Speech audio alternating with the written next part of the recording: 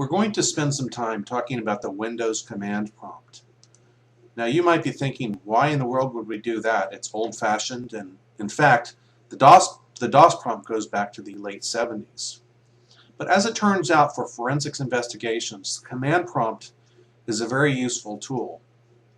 I often use it rather than any other tools because it has a low footprint, and you can actually get in and get a lot of information. So you'll notice that I have a desktop shortcut, and to run command prompt I'll normally right click and say run as administrator. Now if you don't have a shortcut, you can actually run it just by typing CMD into the run box. Okay, so it drops me into Windows System 32, and that's the default directory that it's going to drop you into. But I want to stay off of my C drive because I want to make sure that I don't accidentally pollute the C drive or leave artifacts. So let me go over to O. O is a flash drive, USB drive, which I cleared off. If I do a dir, you see that there's nothing there. Now dir is the first command that I'm going to explore. And there's not a whole lot of reason to do it here on the O drive since there is nothing there. The reason you might do dir is if you're investigating and you want to see what files are in a directory. Now also please bear in mind that if you use File Explorer will actually change some of the attributes, especially the archive bit. So there's good reason to go out here and use command prompt. So I'm going to go on to F. F actually has a lot of content. And if I do a dir, you'll see a lot of stuff there. Now you notice that's a lot of stuff to look at. Scroll by kind of fast. So there's actually a way to capture this to a file so you can take it back to the lab and examine it there a little more thoroughly. So if I do dir and then a greater than symbol, and the greater than symbol says whatever the output of the dir command is, I will go ahead and send it to this disk file. So we're going to send it to dirdata.txt on the O drive. Okay, so dir will execute. Now if we go to O, we do a dir out here, it shows us the newly created file. We can run Notepad and view that file. Okay, so here you can see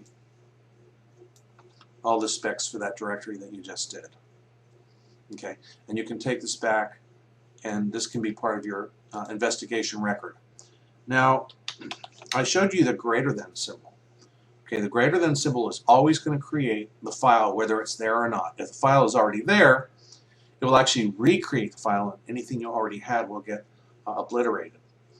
But there's an append, a way to append. So if I do dir/ad, and this isn't going to send it the file, this is just showing directories. The dir without any command line parameters just shows the whole directory. In fact, if you want to see what options there are for dir, just say dir/question, and it shows you how to set it. But now I'm going to do dir/a, and instead of the single greater than symbol, I'm going to do two greater than symbols. Two greater than symbols means append, don't recreate from scratch. So here we go. Executes command. Of course, you don't see anything because the stuff that was printing on the screen now gets printed to that text file. So notepad dir data.txt. So we put this in the middle of the capture area. This is the first directory execution I did. You can see it's pretty big. And then here's the second one where I use the dir/ad just to get the folders. You can see there are no files, only folders. So what we've learned is that you can use either a shortcut or type CMD in the run box to start the Windows command prompt. And one little note to that is I normally will go ahead and run it in administrative mode. You can type simple commands, and we're going to actually explore those in this presentation. But you can type simple commands such as dir, and they will show their results in the command prompt window. You can use the greater than symbol, and this allows you to send the output of a command prompt command to a text file. And remember that the single greater than symbol always creates a new file where the output will go. If you use the double greater than symbol. This allows the output to be appended to a file rather than creating a new file. Okay, so let's say you're going to start an investigation and you're using command prompt to collect some data. So let me do a directory here, and I don't have anything on this flash drive. So what we can do is we can give a title to our investigation, and echo is how you send text out to it. So investigation of Joe Smith, and we're going to send that to Smith investigation.txt. Now if I run Notepad,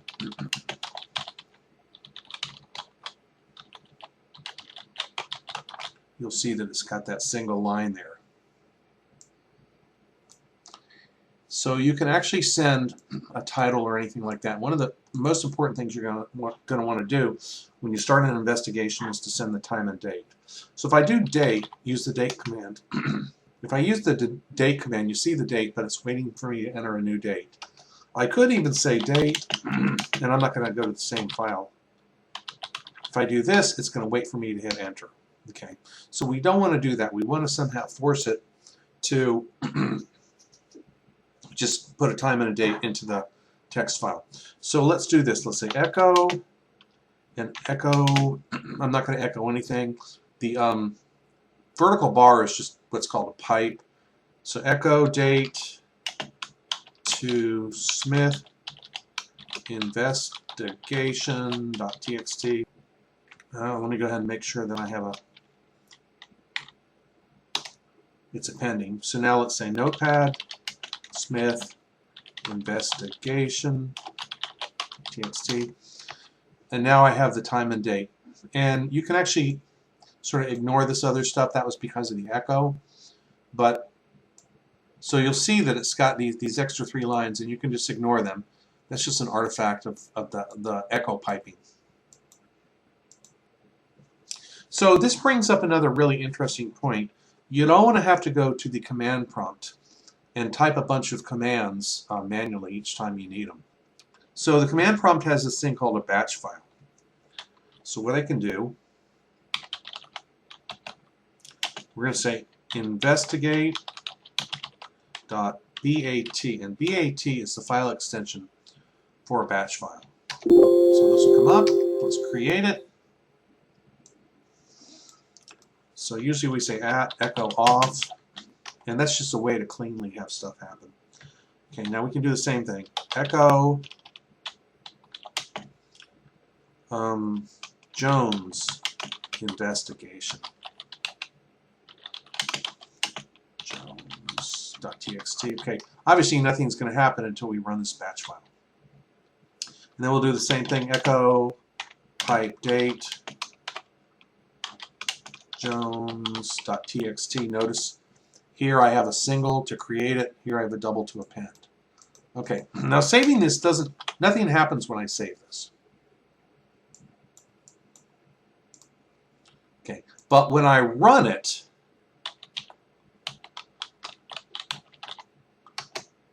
it does everything, and you'll see that there's a Jones.txt.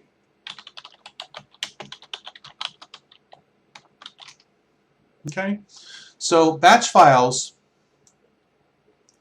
are a way to aggregate a bunch of commands that you would do by hand at the command prompt. So let me just summarize what we talked about. Echo can send output such as text into a file.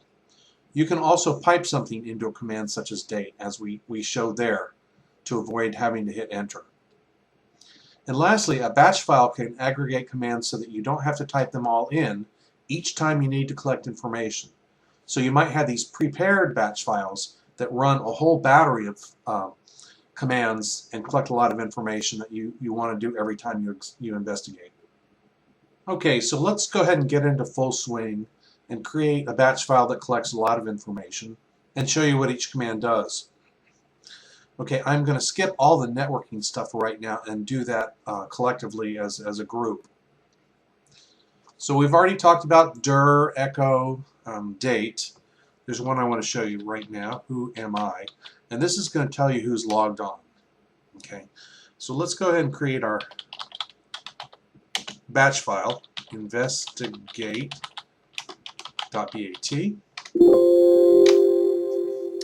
Now let me bring this on over here, at echo off. And here we go. We're going to go ahead and say, this is the Smith investigation.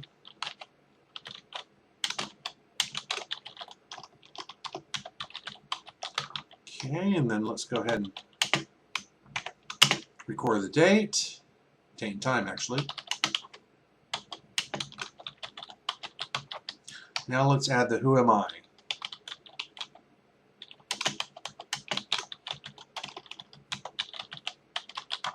Okay, there we go. Minimize this. Okay, so who am I? Showed you who the current person that was logged on. Okay, so now let's collect a bit more data. And I want to point out that I'm not going to be doing any of the networking things right now. Those are going to be the next section, but for right now I just want to collect some more of the miscellaneous information that you might need in your investigations. Okay, so the first thing I want to show you is who am I. That shows you who you're logged on as. So let's capture that.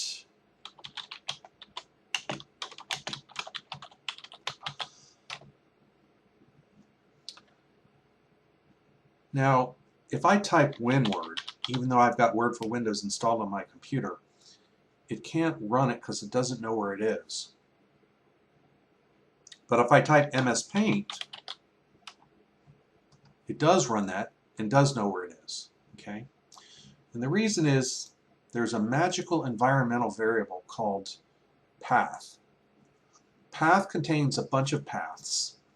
And these are the paths that the system searches when you type a command. For instance, if I type haha, it's going to look in every path that's specified in that path environmental variable. Okay, so in order to see what's in path, you say echo, which we've already explored before, and you say percent path percent. Now what percent does is it says, please show me what the contents of that path environmental variable are. And you can see it's got quite a bit there. So the reason this might be important is because it might show you where some software is installed that you weren't aware of. So echo path smith.txt. Okay. All right, so you might want to create some of your own environmental variables. For instance, if you want to keep track of the investigation name, so you use the set command. So set, let's see, invest name equals Jones, Smith, right? And then you can use this in your batch file without having to retype that a bunch of times. So echo invest name, and it'll show you the contents of that. So I'm not going to actually add that to the batch file right now, but I just want to show you that that's a very convenient thing that you might want to use. Now there's something that will return a ton of information, system info. And let me just scroll back up through there and you can see just how copious the information is. I mean, it really does tell you an awful lot about your system. So let's go ahead and add that.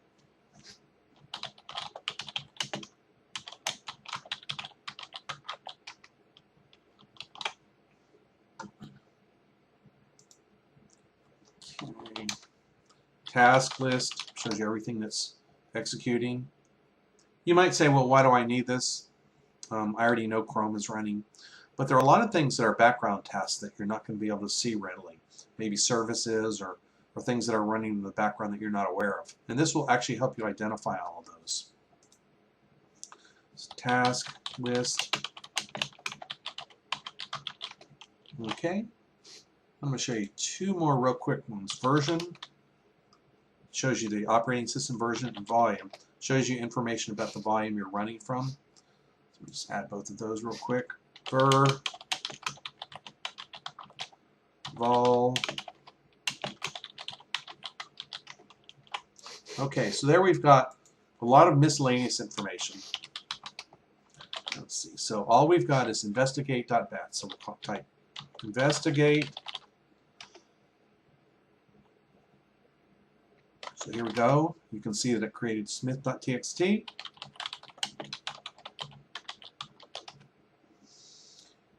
And that is a lot of information. Notice that the path has a lot of information here. There are actually a lot of paths that are stored in that environmental variable. So the system is going to search through all those paths. Here's sysinfo. Gives us a whole ton of stuff. Type of computer, memory, cores, things like that. Network cards. Okay, and here is the task list of everything that's running in the computer. A lot of these are just drivers and services that my computer needs. Here's SQL Server, which is important to know. Okay. VMware, SQL Writer. So when you're doing an investigation, it's really helpful to know everything that's there. Let me just move this up a little bit.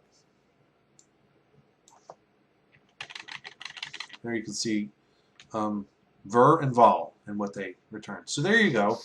That's a lot of information, and in the next section we'll talk about the networking stuff. So in the previous section we added more things to collect more information. We added who am I, we echoed the contents of path, we ran system info, we ran task list, ver, and vol. And this gave us a really nice set of miscellaneous information to start our investigation with. So now we're going to delve into the world of networking. And to do that, we're going to go to our file here, and our batch file, and say rem means remark. So now the networking stuff. The remark actually won't have any effect on this batch file. If we didn't do this though, you'd actually see rem now, the networking stuff. That's why we do that echo off, or that's one of the reasons anyway. So the very first thing I will almost always do when I'm first looking at a system is type ipconfig. It's just going to give you a ton of information. Okay, and you can see there are network adapters that are not used, but this is my main network adapter here. And this is a VMware adapter here. Okay, I've got VMware installed on my computer because I run a lot of Linux distributions on it. Okay. All right, now you can also, there are some options. And the one I want to stress is this all. So if we say ip config /all, you get even more information. Really tons and tons of information that may or may not mean anything to you. Okay, so let's go ahead and put this in our mix here. ip config /all.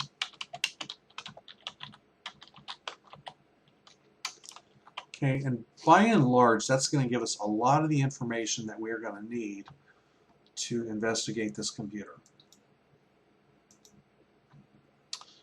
Just to let you know, there's a command that I'm not going to use to collect information, but most of you already know this. It's one of the world's most famous utilities, ping, google.com. And the reason I like this is it gives you a resolution of domain names. For instance, if you didn't know where ricklineker.com was, it will resolve that and show you the IP address. And you can actually, there's a lot you can actually do once you have the domain name and the IP address. Okay, and we actually spend a whole week on internet analysis and investigation. So we'll spend more time on it then. But I'm not going to put ping into the data collection because there's really nothing to collect. Okay, host name. That's similar to who am I. Who am I has the user and the host name. So let's go ahead and, just because we're trying to be complete, we'll say host name.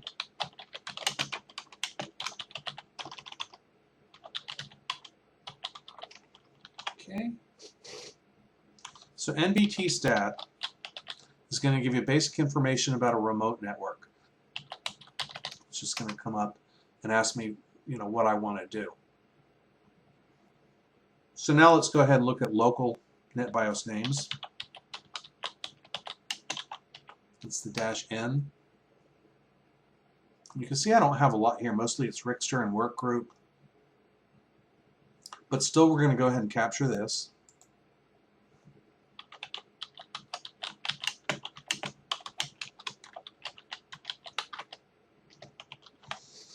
And just to go back to the options, there are quite a few things that you might actually want to take a look at, such as sessions. So NBT stat. For us, that doesn't have a lot of meaning except for this local Ethernet adapter. I'm not going to go ahead and capture that, but you could if you wanted to. So netstat is going to give you all the active TCP/IP connections, and 127.0.0.1 and so forth. Those are actually called the local loopback, and those are special internal things that your system uses. But below that, you're seeing everything else that my local, say, network card, or it'll probably also show you my VMware stuff too. And it takes a minute to go through there. It's just trying to be really complete. So while it's doing that, I'm going to go ahead and add this up here. Netstat. Okay. More information to collect. I'm going to break this off here. Okay, so if you're having trouble with DNS or you want to just check out DNS, you can use NSLOOKUP. And that shows you really what's doing your resolving. And you can, of course, resolve stuff from there. Okay. So I am not going to gather that information. However, from the command line, you might want to. Don't forget that once you run it, it's going to wait for a response. So this is kind of like the date thing.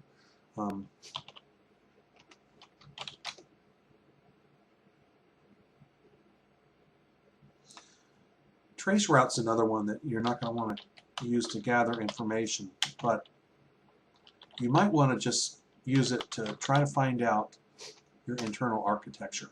So it's going to trace from here to google.com, and it should initially show me that's my my router, and then what comes on the other side of my router. Eventually it'll stop working for a timeout or whatever.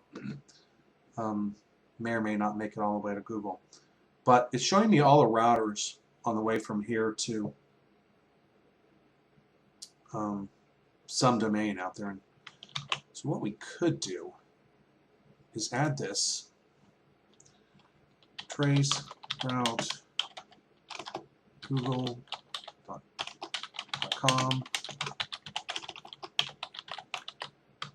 google.txt, I should say.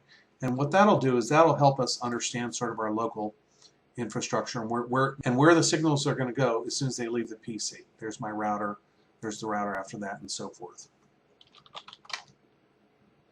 So that concludes the command line networking things I'd like to show you. Okay, let's go ahead and run it.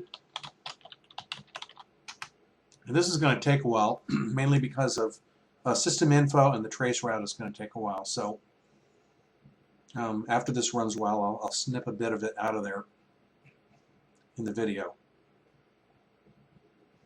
Okay, so let's take a look.